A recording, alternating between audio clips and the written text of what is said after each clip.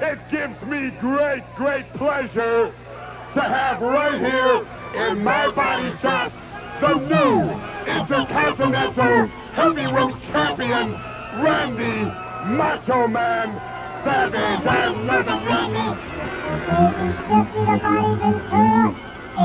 I had a dream that I was Randy Macho Man Savage, and I tore my father's mustache off because, at the time when I dreamt that I was in fact Randy Savage, I was unable to grow facial hair.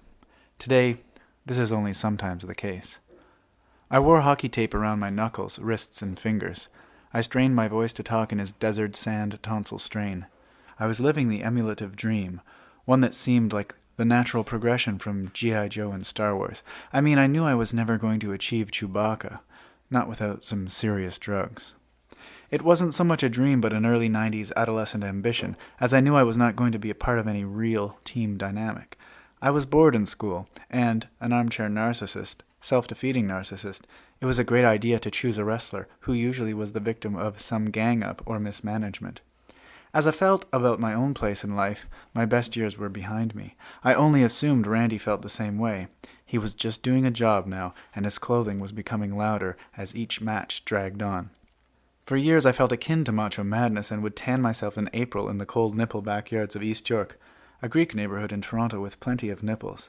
It seemed I wanted that Sarasota tan.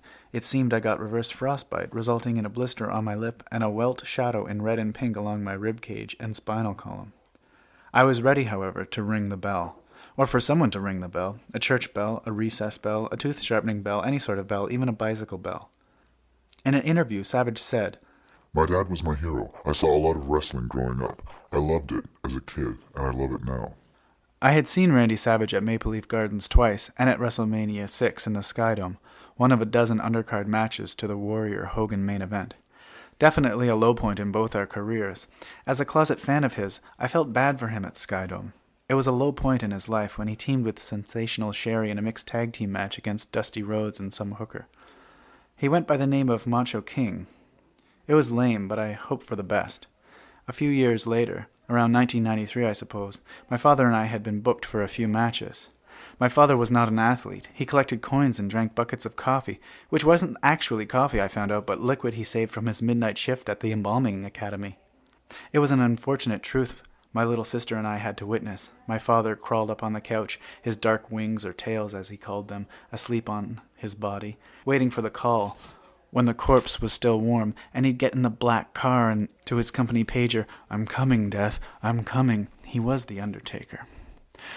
There are a whole lot of funeral homes in East York and a lot of cemeteries as well. I would suggest 23 more tombstones than wrestling fans, but nonetheless, our gimmicks, our paths were chosen. I was more of a traditional performer, whereas my father was one of those wrestlers who had a job. An interesting twist of fate many of the viewers wouldn't recall because they weren't there. I was at Maple Leaf Gardens in early 1993, just before Bret Hart fought Yokozuna in a non-title match after Bam Bam Bigelow canceled or likely couldn't get across the border from his home in New Jersey. And anyway, there was this moment of silence for Andre the Giant. He had died of a heart attack a few days earlier.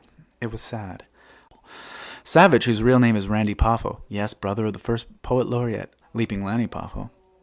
And although he never made it to the big leagues, Randy had stints as a catcher with the minor league systems of the St. Louis Cardinals, Cincinnati Reds, and Chicago White Sox for 5 years. However, since I was too small and couldn't afford league equipments for virtually every sport offered to me, wrestling was my calling. Like my sense of self, it was imaginary, and like my friends never let me down, because they too were imaginary. I figured unless my friends were going to make plastic toys of themselves, then I couldn't play with them. I was a lonely boy who believed the only way to succeed was to get a clean pin over my father, and for the mayor, or at least his dog, to witness the event. This would, in my mind, set everything right. So we worked out a few angles, but none of them really concrete. The age difference, it just didn't seem plausible that a 40-something would have anything in common with a 15-year-old. It was very frustrating, but I persisted with management, even hand-sewing napkins specifically designed for funeral barbecues so that there would be enough cloth to capture all the grease and varying condiments. And so that those who were beginning to follow my uncle's path of toasted animal burials had a proper transportation system that would not offend the chef. The napkins were a heavy cloth, similar to a priest's robe. Actually, that is where I got the material. They were monogrammed with the letters BB, beef burial. Looking back, I felt bad for my father, but he had a long time to learn how to cook, a lot longer than I had to learn how to monogram priest cloth. Wrestling, and one can scruff their brow and vomit endlessly in supremacy of taste, but for me it was the adoption center I never had. For it was always there in a capacity all too visceral. I remember reading by candlelight and eating my third taco with my little sister an article in Maclean's magazine about pro wrestling. It was called The Hard Sell. Men with muscles and mustaches begged me to stand up for myself. I knew what I had to do. I finished my taco and waited for my father on his favorite beeper couch. My father, who, for what it's worth, couldn't act his way out of a styrofoam finger, was no wrestler, and thus made my heel character all the more vicious, especially when the police arrived. He would say to my uncle and I, "He comes at me with kung fu." Mainly I wanted to get him some exercise. When the police came, they threatened to take away his wrestling cape. That was a low point in his career. My sister said on a videotaped interview. We'll have to distort her. She hasn't signed the release. My lawyer recently told me over pimento loaf and lime soup.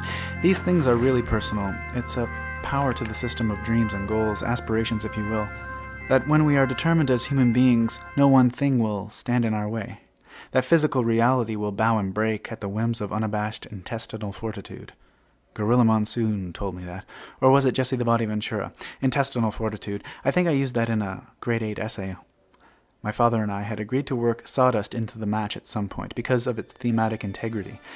It seemed that we had a lot of heat between us about the state of his workshop, and apparently this would come across in the match, and those doing color commentary would be able to refer to the sawdust with a bitter tone. You know how much that workshop means to him. This is really personal. Something like that. Recently, with my lawyer, I revisited these glory days of domestic wrestling through the Super 8 movies taken in my childhood backyard. I know it sounds a bit too convenient having a lawyer throughout one's childhood with Super 8 camera to record everyday happenings, but I swear, it's proved invaluable to me. Meat everywhere, the sizzle of barbecues and the girth of cotton and gratitude fortified the pasty colors that, over the years, have waned as if dropping from the moment in which they were captured. Ungrateful butterflies we all were, getting fat and tanned in the backyard, thick mayonnaise souring with bee spit. Yuck, what a gross nightmare. What kind of athletic career could I have hoped for eating the crappiest Wonder Bread Last Suppers like that? Suddenly I see the screen flicker yellow, and it's my dad cooking what was once some sort of pet. I think my sister, and I may have named her. What the fuck? So I was watching these films the other day with my lawyer, and my father looks like he's pregnant. I was trying to film him from the stomach up, he said to me, and I looked at him, unable to finish my club sandwich, which by this time had curled into a shriveled eye monocle. I put it in my eye and watched the rest of the film. I was amazed at how my father's stomach, under the tight and obviously sweat-fucked t-shirt, appeared to be, well, eclipsing the backyard. The food was burnt, and, well, that was for sure, and my uncle always complained to me in secret about my father's cooking, and would often take me back deep into our backyard and made me bring a shovel while he pantomimed consumption and asked me to dig a deep hole, where I was instructed to carefully hide the barbecue corpse and to never speak of this. Of course, I told my sisters and the Randy Savage fan club roster. But to humor him, I agreed this was our secret, and I knew that my uncle, all 110 pounds of him, was not really disgusted with my father's cooking and just being fussy, but rather was simply a fucking anorexic psycho. So I would constantly attack my father in my Dracula cape, only I reversed it so the red was on the outside, and I would tell him that I was going to body slam him one day. I threw him through our coffee table, and it wasn't like the times on TV when they go through the table. This just sort of knocked out my dad because it was oak. One time in the driveway, we had a garden tool match, and he cut my arm with a weed pick. Then he broke down my door while I was filming an interview and strangled me. It was great footage. My father later confessed to a small newspaper, or he had scrawled it on a napkin and photocopied it over a newspaper, that he had secretly been studying aggressive gardening videos from the library to counteract my adolescent rage. I, of course, upped the ante by working out regularly and taking my versions of steroids, expired Flintstone vitamins. Also, to encourage rage, I would find packs of cigarettes that were not his brand and line the kitchen floor with them and lead them out the door into the backyard ceremoniously near the unmarked graves of dead hot dogs my uncle had stationed earlier in the story. I had to buy time for the main event, which was happening under a sprinkler ejaculation later in the spring. I kept extending the cigarette trail 3 miles at a time until he eventually ended up spending a weekend in Scarborough tracking down an elusive carton. Meanwhile, back home, I had both the gardening films and the WWF to keep me in shape. Luckily, my lawyer wasn't filming because the footage would have created this rift within the family dynamic, and picnics and Chinese buffets and my uncle's talks on hot dog excavation nights would have been compromised. In retrospect, my father and I wrestled in what the business calls dark matches. That is, matches that an audience sees but is not televised, nor is part of a storyline. So in fact, my relationship in the ring with my father and his yellow gut was all in vain. But I still have the cape, the restraining order, and the gardening tools, which I've melted down and wear as a therapeutic knee brace. Those were the dark matches where I learned the shape of my hands and elbows, the crook of the iron rails of our veranda, and the amount of give the fender of our car would give as I ascended into the air for a double axe hammer. Those sweet afternoons, licking the sprinkler wounds of green and red stains in my near copper knees.